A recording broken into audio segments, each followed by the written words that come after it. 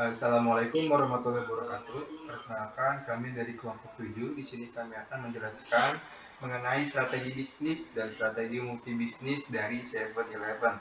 Sebelum itu, izinkan kami untuk memperkenalkan terlebih dahulu anggota-anggota kelompok kami. Yang pertama itu ada Bintang Samala dengan NIM akhir 345. Selanjutnya ada saya sendiri, Prasetyo Ali dengan NIM akhir 350. Selanjutnya ada Anafet Taufik Lopez dengan NIM akhir 352. Selanjutnya ada Dede Irfan dengan NIM akhir 378. Baik, selanjutnya. Nah, di sini ada profil perusahaan. Jadi 7-Eleven adalah jaringan konvensional atau convention store yang didirikan di Texas itu pada tahun 1927. Nah, perusahaan ini masuk ke Indonesia melalui PT Modern Putra Indonesia, yaitu anaknya perusahaan dari PT Modern International Tbk. Nah, visi dari 7-Eleven ini adalah yaitu fokus pada pemenuhan kebutuhan konsumen kapanpun dan dimanapun, sedangkan misinya menekankan pada pengalaman berbelanja yang menyenangkan dan personal. Nah, 7-Eleven beroperasi di Indonesia itu pada tahun 2009 hingga 2017, sekitar 8 tahun yang akhirnya mengalami kebangkrutan atau tutup. Nah, selanjutnya. Nah, di sini ada strategi dari 7-Eleven. Itu ada pertama itu ada cost leadership. Strategi ini mungkin cukup tidak efektif di Indonesia karena harga 7-Eleven ini lebih tinggi dibandingkan dengan minimarket lokal dan warung sekitarnya. Karena konsumen di Indonesia itu sangat sensitif terhadap harga dan juga produk yang ditawarkan juga cukup mahal dan juga tinggi. Selanjutnya itu ada diferensiasi. Nah, 7-Eleven ini mengadopsi strategi dengan menawarkan konsep yang unik, yaitu nongkrong. Jadi ketika konsumen membeli produk di 7-Eleven juga mendapatkan benefit lainnya, yaitu space tempat untuk nongkrong, begitu dibandingkan toko minimarket yang lainnya seperti Indomaret ataupun Alfamart.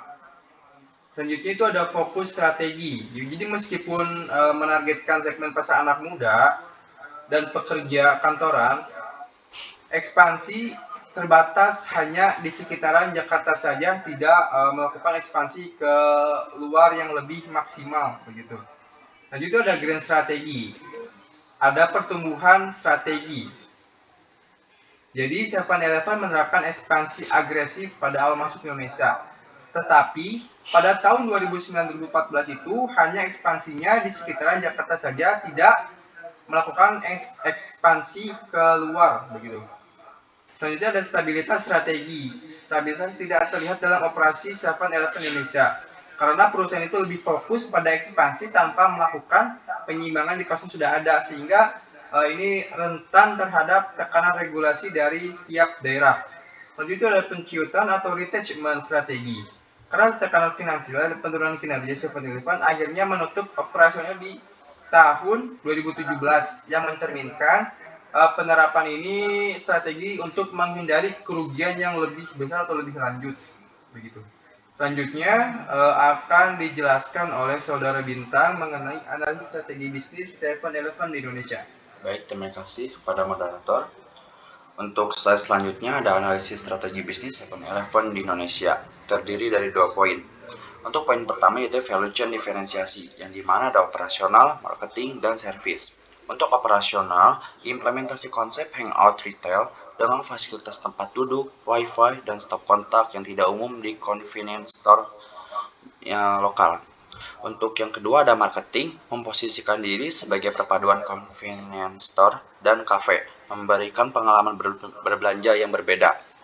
Dan untuk yang ketiga ada service, menyediakan layanan tambahan seperti pembayaran tagihan dan tempat nongkrong. Untuk pada poin kedua, yaitu berbasis kecepatan, yang dimana quick response terhadap perubahan selera konsumen dengan menu makanan siap saji yang selalu diperbaharui.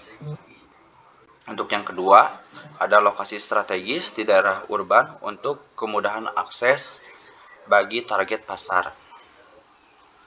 Untuk slide selanjutnya, ada analisis lingkungan industri bisnis 7-Eleven di Indonesia. Karakteristik industri retail di Indonesia.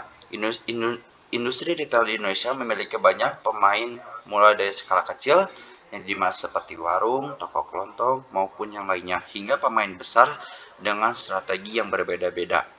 Untuk yang poin keduanya ada Indomart dan Alfamart, mendominasi dengan strategi kepemimpinan biaya yang sesuai dengan preferensi konsumen Indonesia yang sensitif terhadap harga.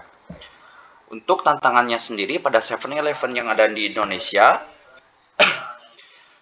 terdiri dari harusnya bersaing dengan industri dengan margin tipis, sementara model bisnisnya membutuhkan investasi tinggi. Yang kedua ada persaingan ketat untuk memperebutkan pangsa pasar dengan pemain lokal yang sudah mapan. Untuk poin ketiga ada tekanan untuk menurunkan biaya sambil mempertahankan kualitas layanan. Dan yang terakhir, ada pemain lokal seperti Indomart dan Alfamart memiliki jaringan distribusi yang lebih luas dan efisien di Indonesia ini. Baik, mungkin cukup sekian yang dapat saya sampaikan pada slide presentasi kali ini. Akan saya kembalikan kepada moderator. Baik, slide selanjutnya akan dijelaskan oleh saudara Anaverta Lopez mengenai evaluasi implementasi strategi 7-Eleven. Baik, terima kasih kepada moderator Prasetyo. Di sini ada evaluasi implementasi strategi 7-Eleven.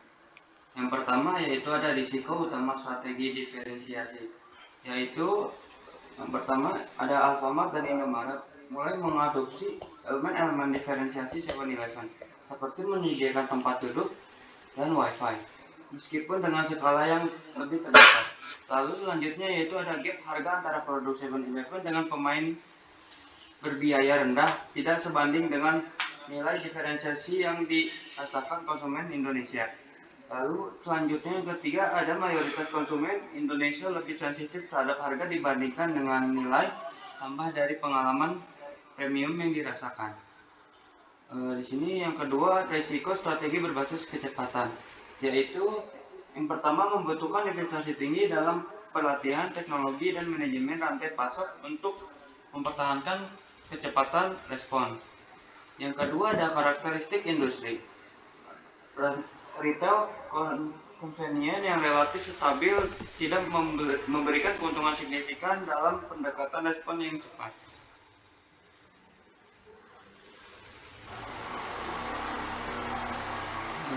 Lalu di sini ada analisis kegagalan grand strategi 7-Eleven. Yang pertama yaitu berdasarkan grand strategi, yaitu 7-Eleven diposisikan di kuadran 1 atau pertumbuhan dengan asumsi posisi kompetitif kuat sebagai brand global dan pertumbuhan pasar cepat retail modern di Indonesia.